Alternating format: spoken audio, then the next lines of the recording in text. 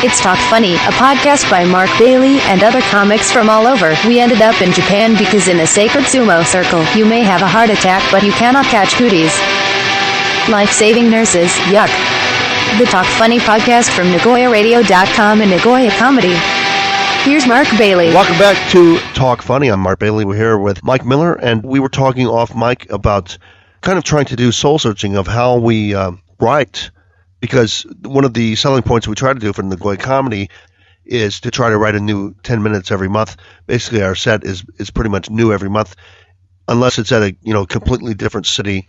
Doing that, a lot of the professional comics in the States are not used to doing that. They polish about an hour and a half of material, and they keep polishing it and dropping what's not funny, and they do it every year, and then they do a special. But the way we do it is, if we ever did a special, we would take our closers and openers from those 10 minutes that we wrote, and that would be at least an hour and 10 minutes, something like that. So, Mike, when you come up with stuff, you don't have to do it now. The bit about the lady that worked too hard and threw herself in front of a train, and, I don't remember that. Sorry, a little in-joke for the last podcast. That's not you. No, that wasn't. Why did you push 306, but 308 rang here at the office? Right. That's true. You pushed 306. That's right. Yeah. So how do you write? How do you come up with ideas? It seems to me you do a lot of stuff from the news, so you read news stories? I do. I'm an incessant reader. I'm always online, and I waste too many hours of my life online, reading bizarre articles about politics and stuff, and like we're doing now as podcasters. We're wasting our life. Yeah, basically what wasting, but we're wasting our life for the greater good here, hopefully. But take from your life experience, and I think that the thing you just have to do is just sit down, and so there's two ways of doing it. One is that you just always be thinking. You're always thinking about stuff that you can use in your act, and the key is just writing it down when you think of it, or recording it. I think, Mark, you record a lot of your stuff right on your phone. Yeah. When you have ideas, and that's essential because you'll forget it. You'll be like, no, this is such a great idea. I'm going to remember this in an hour, and you'll forget it. So always capture your ideas, and then I'd say, I know just sitting down for me with a notebook, just an empty notebook, and just writing, often it just comes to you. You just keep writing, and that's how I come up with my stuff. There's no scientific method or anything. It's just sitting down in front of a blank sheet of paper. Right. Here's my newest notebook, and it's about the length of your index finger, and it's about the width of your thumb. It's one of the. Let's see what the actual size is. And it's A7. And the writing is illegible. Only for me. These are my jokes. These are not for you. Secret jokes. No one else can interpret them. And I write these down usually in the daytime. But I had this discussion with Steve Howard before. He said, and I believe it, he said he stayed up all night because he had a good bit. And he didn't want to forget it.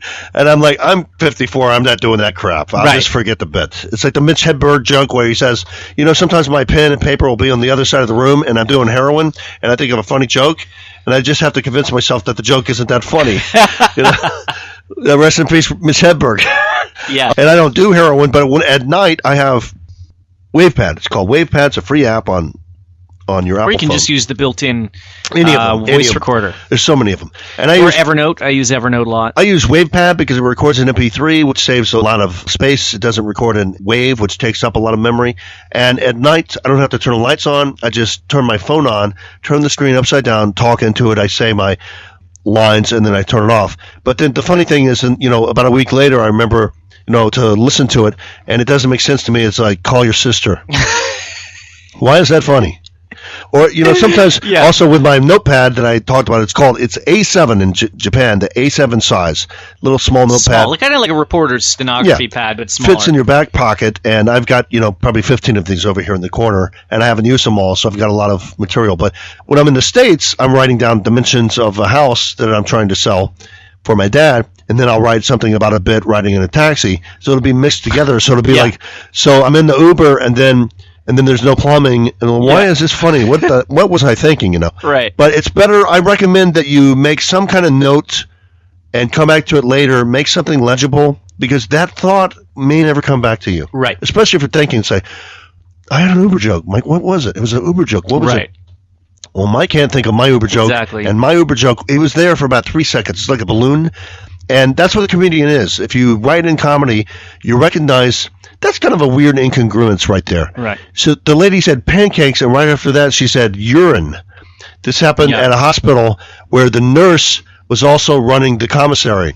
And people were leaving their urine on the left side of the table, the ironclad table, the that's a great stainless idea. steel. That was great. What could go wrong? And then they had green tea on the right side. And also with green tea, you can get pancakes for an extra 500 yen. So she'd go, pancakes, tea. But sometimes she'd point to the wrong area. So you might be going and drinking, this tastes like tea somebody already had. Are you saying it tasted vile? Yeah. So she's it's like that obscene joke that we'll sanitize here because we don't want everything to be on Patreon. We have to have some actual podcasts, Mike. Yes, we do. And we have to have some actual content. So the old joke where the lady works at a chicken sandwich shop, but she also gives services on the side that are illegal with her hand. And so the guy walks up and it says, This podcast is now officially rated E for explicit. Hand services $10, chicken sandwich $5.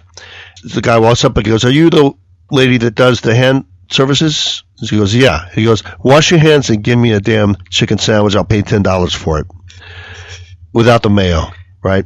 Okay.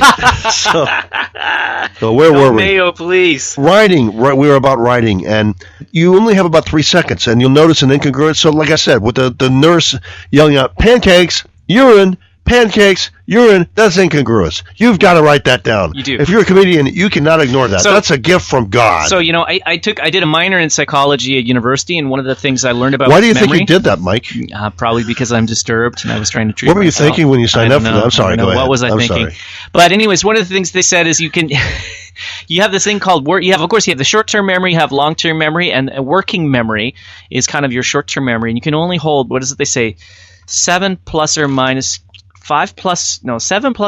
2 bits of information, something like that. Anyways, in your memory. You said, what I remember, you said you can only hold, what was after that? You can only... I think you can only hold 7 plus... Yeah. I think it was 7 plus 2, yeah. What happens is that you'll have a great idea, and then someone will say something to you, or you'll think of something else, and it's gone. So that's why it's important. The most important thing is to write it down, or record it, or something like that, because it will go away, and you will forget it. It may not come back, and if it does, you won't recognize it. Yeah, true. And they also do that with language. That's why when you count in a foreign language, 1, 2, 3, 4, 5, 6, it's 3 sets of 3, and maybe one you can remember, one more. That's why you count to 10. Right. That's why I don't count to 13. Right. Because you're starting over now, doing a new 10, a new 10, a new 10. Speaking of new 10, we do a new 10 every month. That's true. That's the going comedy. But yeah, that's one way to write is, if I'm on the subway, I'll say it into my voice recorder. But you need to give a context, just in my experience. Lady kept dropping her keys. She kept dropping her keys into this puddle of vomit. She kept dropping. It wasn't her vomit. Oh. And I mean, if it was your own vomit, that's fine, okay. But it's not your that's vomit. called a Tuesday that's for me. gross. That's a Tuesday for me. But she was doing that, and I was like, oh God. And so I forgot to do the context when I recorded on my phone. All I said was, stop doing that. So I play it back. I'm like, I had a really funny story about a lady, and she was dropping something into something. Let's get some more context from Mark Bailey at the scene. Stop doing that. Stop doing what? So put some context in. I'm on the train. Yeah. There's a lady. She's kind of drunk, and it may be her vomit, maybe not. I don't know, but she keeps dropping her keys into it and then wiping it on her shirt. Oh, Note to myself, man. don't bump into her shirt. Oh. Even if this is your future wife, maybe tonight's not the night to propose, right? Yeah. If you want to propose, don't do that. All I had was don't do that. What was that about, right? So context. Also you do it on notebook paper or a napkin. I have a lot of pieces of paper and stuff.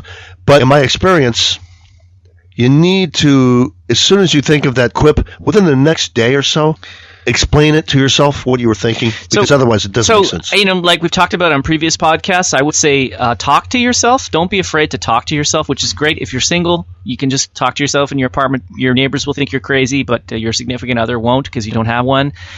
So that's very good for me, is talking to myself, talking out my bits. And then the other thing I would say is be bored. boredom is your friend when it comes to comedy or anything creative. If you're constantly listening to podcasts, watching specials, listening to music, you're trying to do 20 things at once, you're not going to come up with good ideas. You need a kind of boredom. You need to just sit there with that blank piece of paper, turn off your phone, turn off your computer, turn off everything, and that's when it comes, because you've got nothing that's going to push that out of your mind. There's no bing or a knock on the door that's going to push it out of your mind. So isolate yourself and be bored. It's good for you. Do you have any? I have some insights sometimes when I ride an elevator going up and I get ideas. Take a shower, you get ideas. Right, because you're alone and you have no stimuli coming into. Right before you go to bed, yeah, exactly, you get ideas. Exactly. Get up in the morning, you get ideas. And the key to that, I think Mike mentioned, is that don't let somebody interrupt you before you write it down. You're going to walk up and go, you want some Gatorade? Just a second, please. Yeah. Say something like that. Some Gatorade? Do I want Gatorade? What does that have to do with my dream? I do that with dreams where I'm killing. I have dreams that I'm at Carnegie Hall and I am killing. Mm-hmm. And my last line is something like, that's not what she meant. And but I write that down like, I wish I remembered the story behind that. That's not what she meant. And you get up on stage and you go, hey, everybody, how you doing? That's not what she meant. Yeah. It's like, that's what she said. No, that's not what she meant. It's like, that was hilarious. I mean, people are laughing. I mean, Rodney Dangerfield, Bob Hope, all these people are laughing. I mean, Frank Sinatra was laughing. Yeah. I think I was probably in hell. And I was doing a stand-up bit, and then I woke up. This has been Talk Funny. I'm Mark Bailey. We're here with Mike Miller, and thanks for listening. Check us out, AskBoardJapan@yahoo.com. Send us feedback. Please be nice. And we do try to give tips on writing, comedy. You don't have to be in Japan to use our tips, and we're trying to help. So if you have any advice or requests, please contact us. This has been Talk Funny.